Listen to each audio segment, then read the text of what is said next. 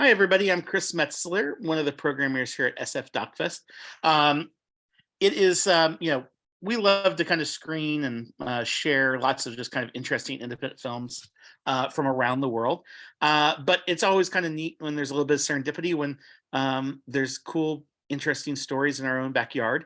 And you've just had a chance to see this really wonderful doc, Have You Lost Your Mind? And we're lucky enough to have the filmmakers here. Welcome, guys. Thank you. Thanks for having us. Thank you. Yeah. Most definitely. This is more than just a music doc, but we love music stories here at DocFest, and so it was kind of neat to kind of run across your film. I know one of the things often that people in the audience might be wondering is just like, how do you convince somebody who to kind of be in a film that and kind of share? And so, how did you decide that this was kind of a story you wanted to tell? That's on you. Yeah. Well, we developed a relationship with Xavier before then we start to filming. First, I started working with him in his studio, and he asked me for record some things for social media, that kind of stuff. And I was new in United States and in the Bay Area. I was arrived for Chile, so I was looking for a chance to reconnect with film, because I was not able to work here because my English wasn't working well. So I decided to join with them. They were asking for an internship, and I decided to apply for that internship. And when I was there, I saw immediately the opportunity to make a super interesting documentary about what was happening there, because he was creating an album, and I have the access to be there every day, just in this creative process with many interesting people around him. So that is. And how did you obviously you had the relationship and access, there's kind of an intimate quality of the film. At what point in time did you kind of did you see this as a collaboration with Xavier, or was it kind of hands off of tell the story you wanted to tell? I mean, there was this funny when Francisco came to me with 40 hours of footage, and he was like, I have all this material, but I'm not sure where to take it and how to do something with it. I was super amazed by the intimacy and the trust that they already had developed. And I think it's funny the way Francisco tells me sometimes is like, Francisco was like, who's doing the doc on this? And they were like, what are you talking about? So Francisco was like, can I just go ahead? And they were like, sure, go. I feel there was this kind of disbelief that this would turn into something. But as we kept going, we definitely were very much about including Xavier into the process, for sure. Like, this is a very intimate experience. He's very raw in this film, as you guys saw.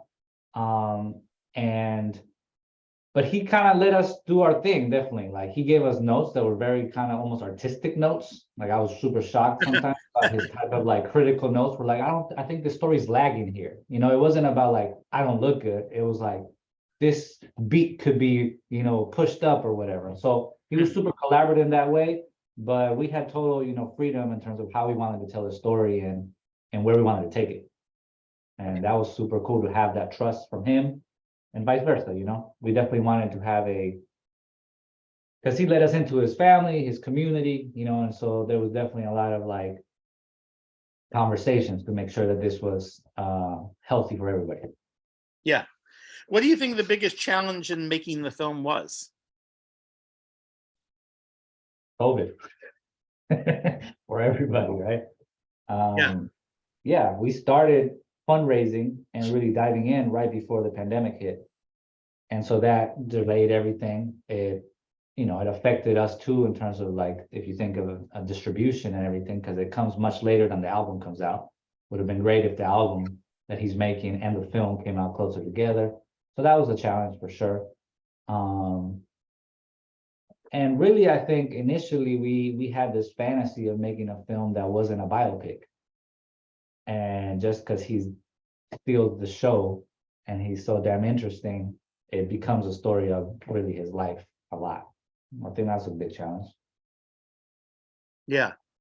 Do you think what like how do you when you're making a film about a musician and one that's as celebrated as he is, how do you kind of thread the needle of making a film that kind of resonates for an audience that's not familiar with him and his music, but then also, for those that are huge fans? Uh, yeah, I think or imitation or what you already saw is a film about more than a musician experience. Is his life, is it's like his many life, because he have many stages in his life which are really interesting. So in one hand, I saw, or I think then we have an interesting subject rather than musician. And obviously we have also this amazing musician, which is not as conocido, ¿cómo se dice?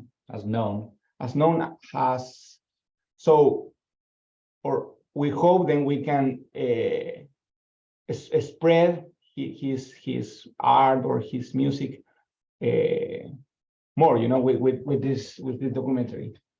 Yeah. Let's focus on the human. We wanted to tell a really good human story. Like, this is an interesting human being whose life actually reflects major social time periods and issues. So that was kind of like, yeah, our attempt to make this interesting to everybody.